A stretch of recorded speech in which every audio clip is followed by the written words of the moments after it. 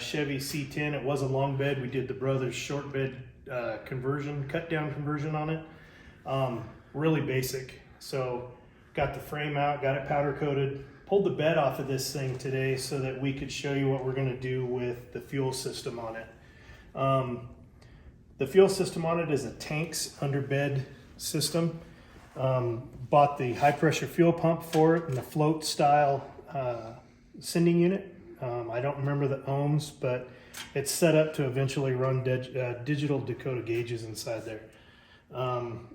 But this is the high pressure fuel pump. I don't remember the PSI, but it's set up so that I can run it through a regulator, and it has a return system, but I'm gonna reduce it down because we have the stock motor in this right now. And you know, this is set up for future possible LS motor. So what we have today is the fuel line that we're gonna run. It's an aluminum fuel line, 3/8, 25 feet. Hopefully I bought enough. If not, we'll have to cut that video and we'll show you the end product.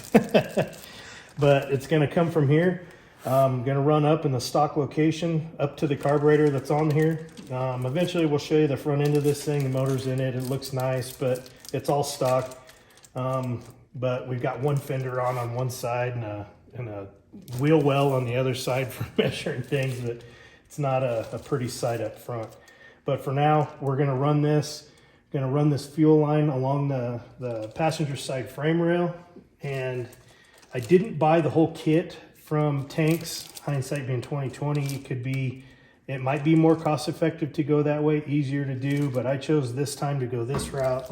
Bought some fittings online. You know, this is a easy and bendable aluminum, so you can kind of route it however you want. You don't necessarily need tubing benders. You could use the tubing bender up where everything's more visual, so you have a cleaner bend.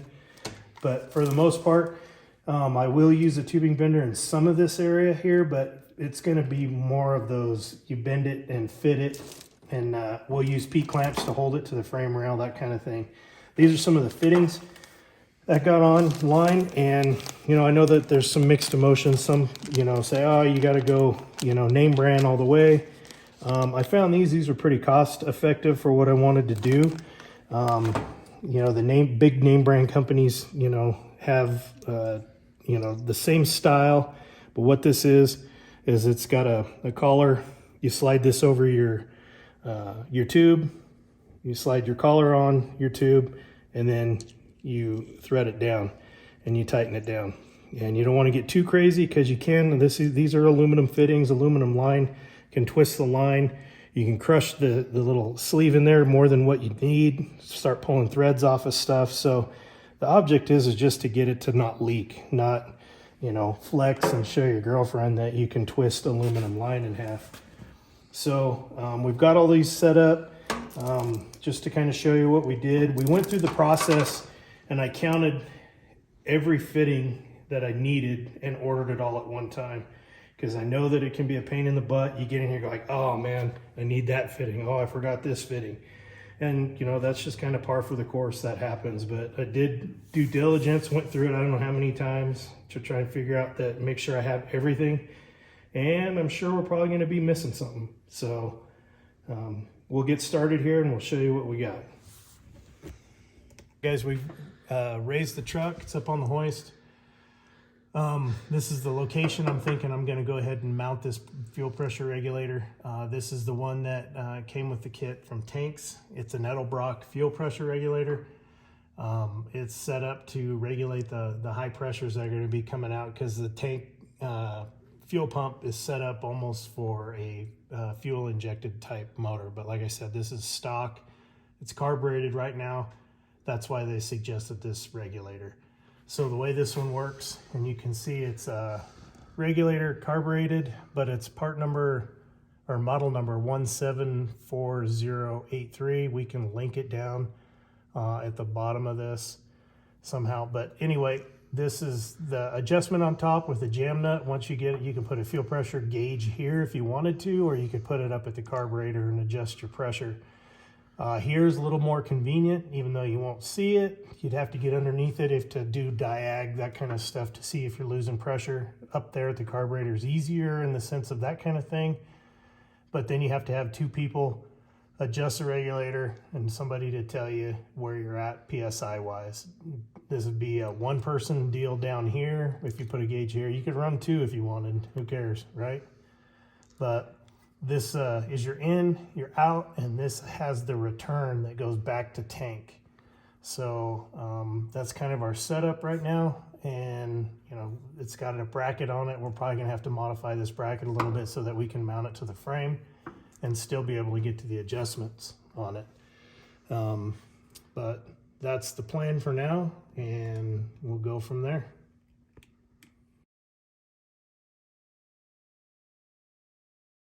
Okay, we got the fuel line run. There's what we have left. What we did was we took it down through the frame. I fed it through the front as Dwayne pulled it through the back. Let's go down here. Dwayne's got it through to the back here. Goes down the inside of this frame rail. This is coming out here. Now what Dwayne did is he taped that before we sent it through so we didn't get a bunch of dirt or anything in that fuel line. So now Dwayne's gonna start bending and we'll get the inlet connected and we'll go through that. Okay, like Matt was saying, we ran this through the frame. We had the luxury of having this powder coated by Mountain Shine Powder Coating here in Flagstaff. But a lot of you guys I know are probably not gonna have the luxury of having a clean powder coated frame. You know, some guys are doing this stuff as they get money, that kind of thing. And the frames are normally super dirty. They get in these channels just packed full of stuff. So one of the easiest things to do is just wrap the end of that thing with tape, feed it through. And you can see how this is pretty much a straight shot. It's not contoured, but with this easy to bend aluminum 3/8 fuel line, aluminum fuel line, we're going to contour it, find the place that we want to run it, contour it a little bit, and then we're gonna use rubber P-clamps, they're metal inserted like P-clamp that we can put around this and secure it to the side of the frame. So that's kind of what our next plan is start.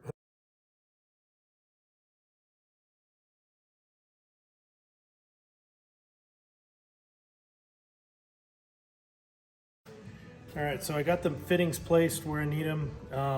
On these C10s, this cross member, and all the ones I've ever seen, it's crooked just a little bit. It's not square with the tank or anything. I'm not quite sure why they did that, but you know, if you know, maybe leave a comment, and it'd be a gee whiz question that got answered. But anyway, I'm measuring the distance so that I can bend this 90. Well, it's like a little over a 90.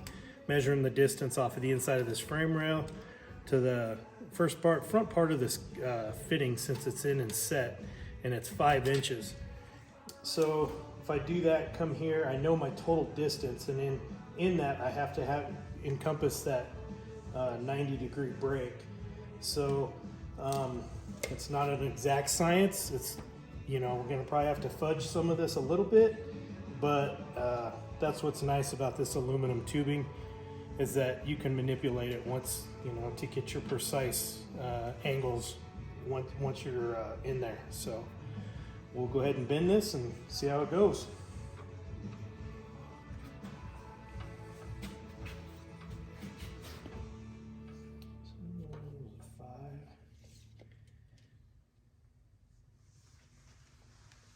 So put my 90 down here.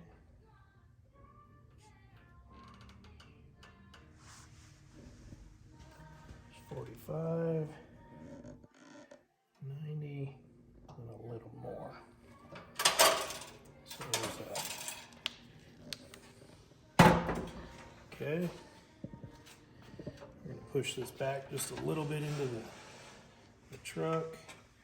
And see, the hard part is getting into here now for that 90. So you gotta kind of feed it, bend it a little bit.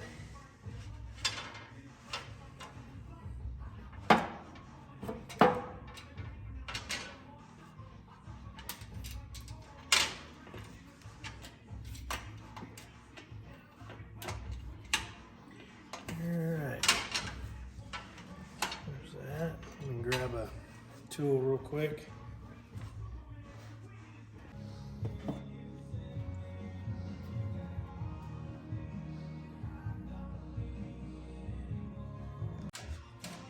So what Dwayne's doing right now is trying to bring it up the motor, do a 90 into the motor and a 90 across into the fuel feed right there. So he's just trying to do it as clean as he can, stay with the motor lines.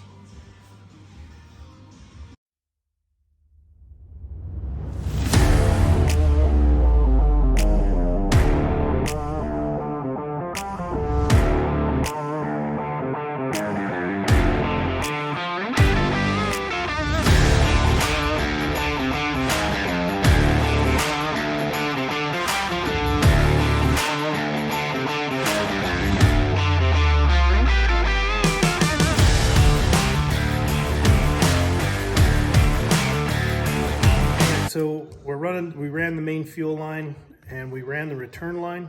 One of the things we're doing is running those lines side by side, and this would be your return like I showed earlier, and this would be your in from your tank and then out to your carburetor. But what we're doing is we're securing those lines with P-clamps, and because these two here are doubled up, one of the things, just a little trick, and I don't know, maybe it's you guys already know it, but we're using these insulated P-clamps so it doesn't go through the aluminum, but only drilling one hole instead of two. So you just sandwich them like that, run your bolt, you drill your hole wherever you want, or if you can locate one on the frame, do that. But run a bolt through, and then you have enough room to put a flat washer and a lock washer and a nut on this side, and it cleans it up, makes it look real nice. You've got two lines coming out, and we've got a picture of one up here that we've got one done so far, and Matt will be able to show you. That's the outside, the bolt, and then coming in on the inside, and that's just kind of cleans it up, makes it easy to go, makes it easy to do, and you're only drilling one hole instead of drilling two. So when you're going through this and planning it out, might be one of the things you choose to do.